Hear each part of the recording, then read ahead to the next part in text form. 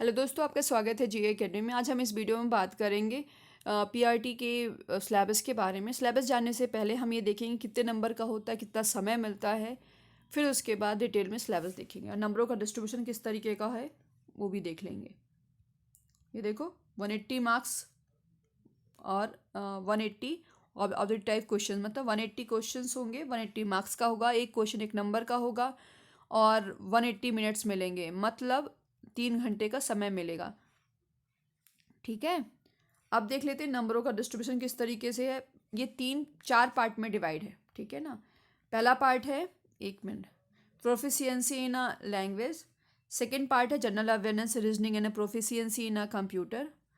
उसके बाद third part है perspective on education and leadership. उसके बाद फोर्थ पार्ट है सब्जेक्ट स्पेसिफिक सिलेबस। ठीक है, तो देख लेते हैं। जो पार्ट फर्स्ट है उसमें 20 मार्क्स का रहेगा, जिसमें से आपको जनरल इंग्लिश 10 क्वेश्चंस करने होंगे, जनरल हिंदी के भी 10 क्वेश्चंस करने होंगे। तो टोटल मिला कितने हो गए? 20 क्वेश्चन 20 मार्क्स का।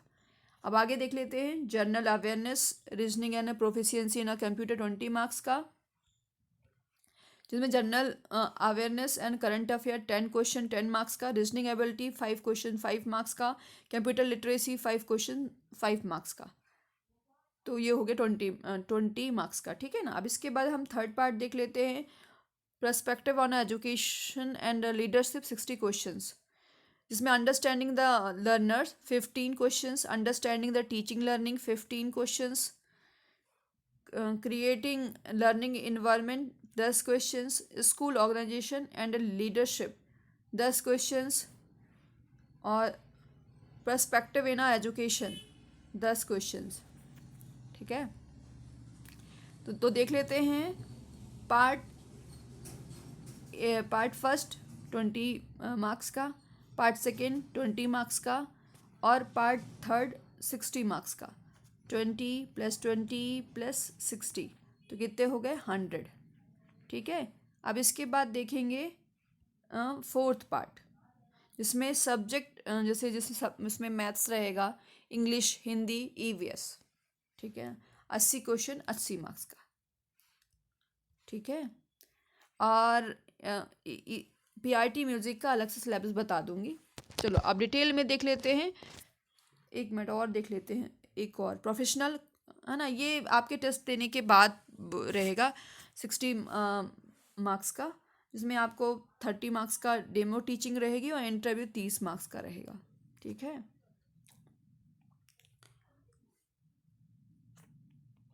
और 70% आपके उसके रहेंगे जो आपने एग्ज़ाम में गेन करा है, और 30% किसका रहेगा? डेमो प्लस इंटरव्यू का। ठीक है, चलो अब आगे और देख लेते हैं।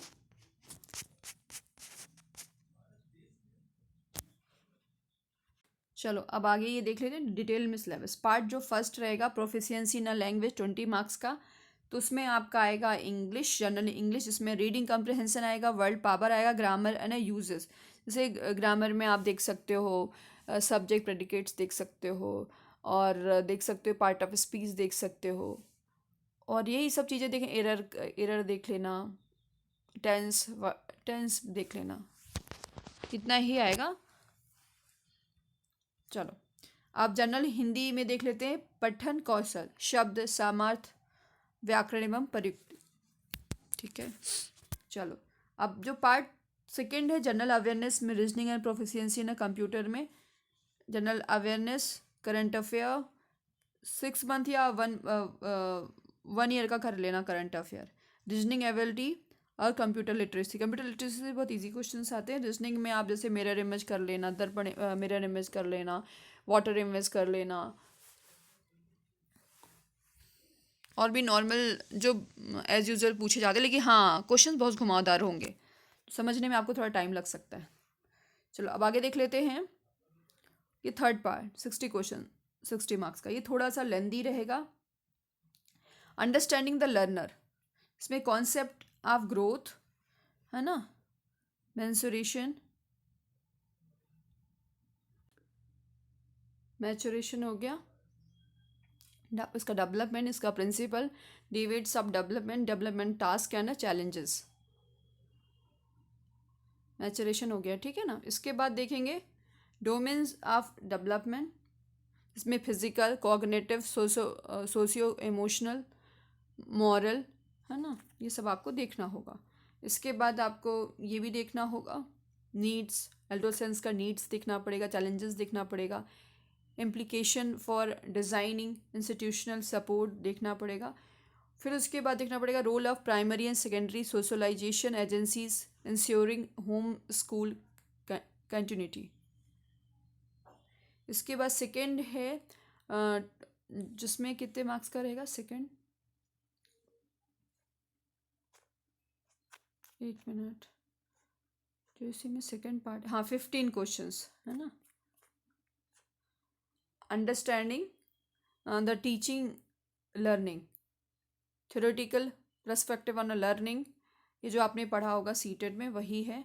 Role of teacher, role of learner, nature of teacher student relationship, choice of teacher, teaching methods, classroom environment, understanding of discipline power, factor affecting learning and their implication, designing classroom, instruction, planning student activities, creating learning space in a school, planning and organization of teaching learning, ये सब आपको देखना होगा। Foundation literacy, है ना, ये एक minute, concept of syllabus, curriculum overt and hidden curriculum, ठीक है ना, ये सब आपको देखना होगा। इसके बाद देख लेते हैं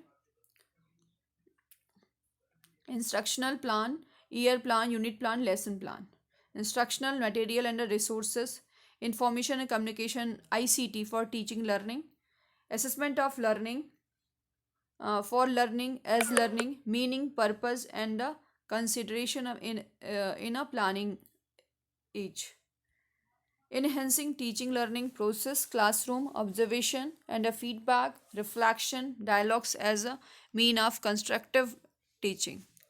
इसके बाद पार्ट थर्ड का सी है creating learning environment, the concept of diversity, disability, inclusion, है ना, implication of disability as a social construction, types of disability, their identification, एक मिनट, एंड द इंटरवेंशन, ये सब आपको देखना होगा। इसके बाद देख लेते हैं concept of school mental health addressing,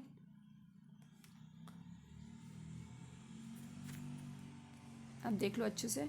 इसके बाद developing school and community as a learning resources, school organisation and leadership, इसमें लीडर एज अ रिफ्लेक्टिव, है ना, team builder, initiator, coach and a mentor, perspective on a school leadership, instructional, distributed and a transformative.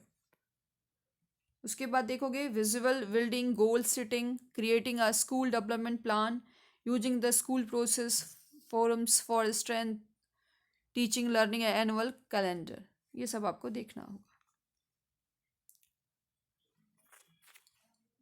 अब इसके बाद देखोगे creating partnership with the community, industry, other neighbouring school, higher education institution for forming learning communities.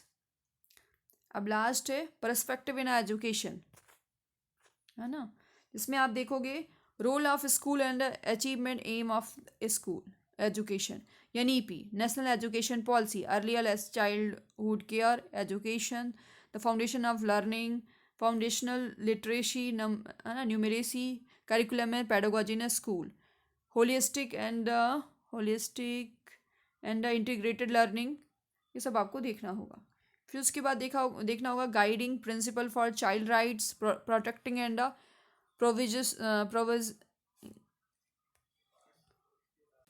provisioning for rights of children to safe and secure school environment, right of children to free and a compulsory education act 2009, historical studying the national policy in education with the special reference to school education, school curriculum principle, prospective learning and knowledge and curriculum areas, school status, pedagogy and assessment।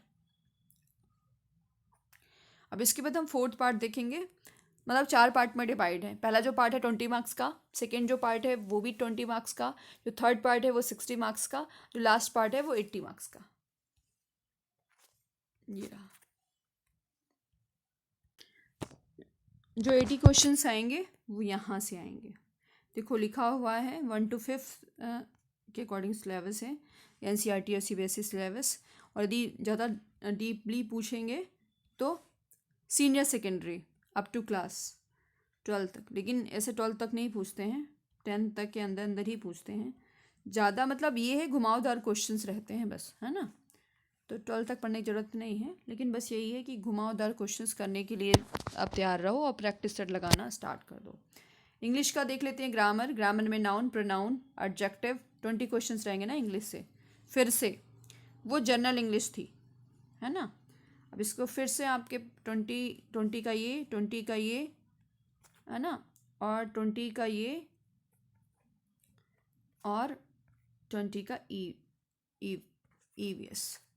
ठीक है, चलो देख लेते हैं। तो grammar में noun, pronoun, adjective, adverb, is, an, are, has, have, tense, form, simple present, present continuous, simple past and past continuous, expression future, will and be, going to, articles this, that, though, these, those, as, determiners, imperative, subjects, questions, word, an, और, but, punctuation marks, full stop, comma, questions mark, inverted comma, possessive, adjective and prepositions. ये सब आपको देखना होगा। 20 marks का ये हो गया। और 20 मार्क्स का हिंदी का आएगा, है ना, व्याकरण, जिसमें संज्ञा, विशेषण, वचन की पहचान, वचन की पहचान, व्यवहारिक प्रयोग, गणित के पाठ्यक्रम के अनुसार अनुरूप हिंदी में संख्याएं, संयुक्ताक्षरों की पहचान, पर्यायन, विलोम, सर्वनाम, लिंग की पहचान, विशेषण व संज्ञा के साथ सुसंगत प्रयोग, वचन, वचन का प्रयोग, क्रिया, काल और कारक चिन्हों की पहचान, शब्दों संदर्भ में लिंग का प्रयोग आदि, ये सब आपको देखना होगा। 20 मार्क्स का हो गया, मतलब 40 मार्क्स का उधर का हो गया, हिंदी और इंग्लिश को मिला करके। इधर का मतलब यहीं का, इंग्लिश का ये, हिंदी का ये, ठीक है ना। इसके बाद हम मैथ्स का देख लेते हैं। मैथ्स का आपको सब इतना ही पढ़ना है ना, ज्योमेट्री जिसमें शेप पढ़ना है, उसके बाद सॉलिड अराउंड साइज से नंबर्स पढ़ना है, number, developing a sense of numbering and accounting and operation of a number, है ना, addition, subtraction, multiplication, divisions, mental, arithmetic, fractional number, money, measurement, length, weight, capacity, time and data and handling, data handling और patterns, ये सब आपको देखना होगा। उसके बाद 20 क्वेश्चंस ये हो गए, मैथ्स के हो गए, और 20 क्वेश्चंस हो जाएंगे आपके इन्वायरमेंट से। इसमें आपका रहेगा 6 थीम है, family and friends, food, shelter, water, travel, things we make and do. कितने हो गए?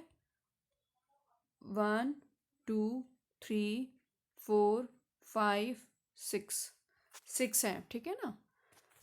अब syllabus of post of PRT music, science of music and study of, ये सब आपको देखना होगा। वो जो पीआरटी जो म्यूज़िक का नॉर्मल जो था, मतलब सभी पीआरटी के लिए, है ना, नॉर्मल पीआरटी या म्यूज़िक पीआरटी के लिए जो मेन जिसमें 100 क्वेश्चंस थे वो सभी के लिए एक जैसे रहेंगे। और जैसे पीआरटी म्यूज़िक के लिए 80 जो क्वेश्चंस रहेंगे वो इससे रहेंगे, ठीक है। ये सब आप देख लो। चलो देख लेते हैं, ऐसे मैं स्क्रॉल करती जाऊँगी, आप लोग देखते जाना।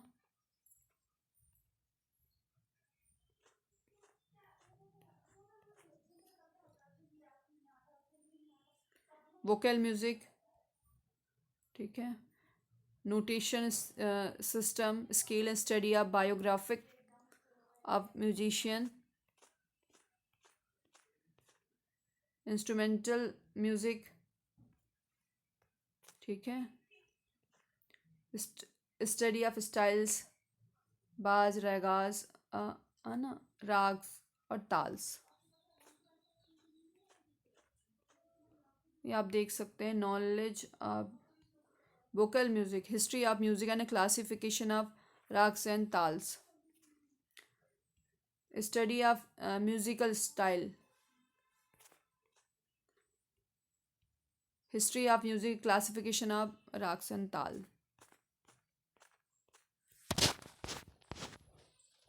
इतना ही है ना।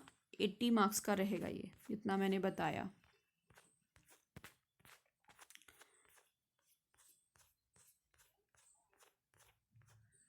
देखो, जिनका म्यूज़िक जिनका नॉर्मल पीआरटी है तो वो नॉर्मल सिलेबस जो मैंने बताया वो था, और जिनका म्यूज़िक है पीआरटी में तो उनके उसमें 80 क्वेश्चंस तो इससे रहेंगे जो सिलेबस बताया है अभी, ये सिलेबस जो बताया है, और 100 जो बताया है वो नॉर्मल सभी के लिए रहेगा। ठीक है, all the best, thank you.